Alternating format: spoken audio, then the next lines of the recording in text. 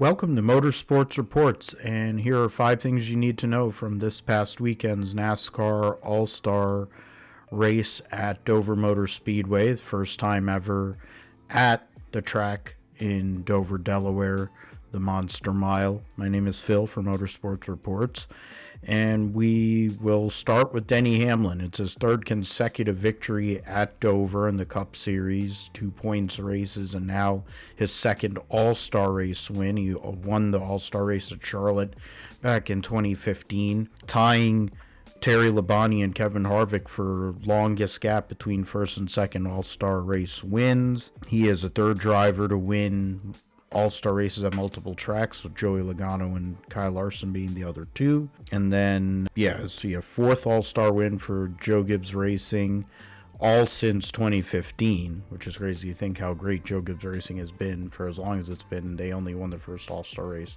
in 2015. They've now won 4. Denny Hamlin and the 11 Progressive Insurance Toyota Camry team won the pole on Saturday with the pit stop and 2 laps total. Were able to utilize that track position, especially in the third segment, to lead the most laps and go and get that victory. It was not really in doubt. He had the best car on long runs. Dover's a track that you need to have a good long run race car. But it was a big day for Toyota in general. Hamlin led 103 of the final segments, 200 laps. The second point is the drivers that won stages 1 and 2, which were his drivers, Denny Hamlin's drivers. Darrell Wallace Jr. in stage 1, Tyler Reddick in stage 2. Reddick actually led 34 laps in the final segment before he had power steering issues. Wallace had problems in the third segment after getting through in segment 1 with the victory, leading the last 6 laps of that first segment after Hamlin had been dominant, leading 53 laps. So he led over, of the 350 laps in the race, he led over 150 there. Brad Keselowski had started second in the race and was the other leader in segment 1. Chase Briscoe came up from 16th at the start of the race to end up finishing in 4th in stage 1 and then 2nd in stage 2 and eventually finishing 2nd in the race. Led 7 laps in stage 2 and 61 in stage 3.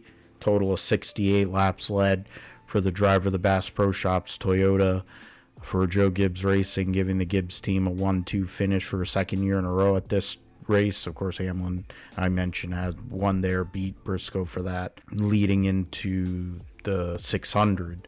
But for the 19 team, a great run, momentum builder on a year where they have not had the greatest performances. On the short run, he was able to hold off Denny Hamlin there. So something we have to look at as we move forward into the Coca-Cola 600 and this next part of the season, where the 19 team took off last year to build their momentum towards finishing third in points. But it'll be much more difficult under this format.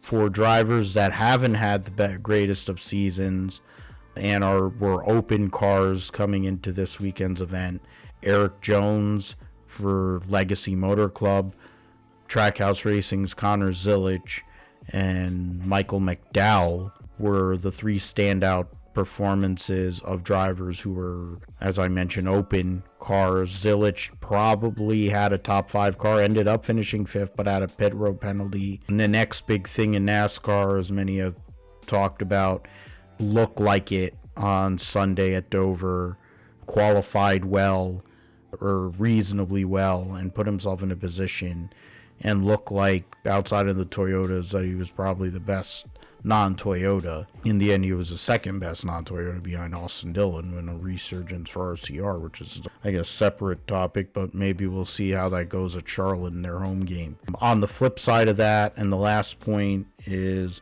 some of the all-star drivers that had issues. There were multiple incidents early in the race that saw the likes of Kyle Larson Joey Logano, you had Ty Gibbs, you also had Bell, who had mechanical issues, but Reddick, I mentioned a mechanical issue, but Larson, Logano, Chase Elliott, Ross Chastain, and Ryan Blaney all had problems early in the race. Wrecked race cars. Elliott and Chastain were eliminated out of the All-Star race altogether with their incidents early in the day. Blaney was able to come back, run out the whole entire day, finish 13th. Larson came back out for segment 3 and tried to make it work, but they had power steering issues and had to park.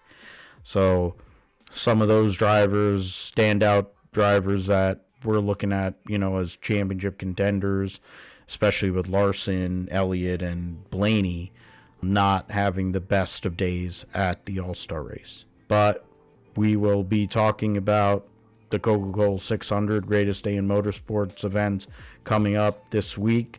For this and more news, tune into the Motorsports Reports and also the Gripster podcast that I do with my good buddy Josh, appearing on all podcast platforms.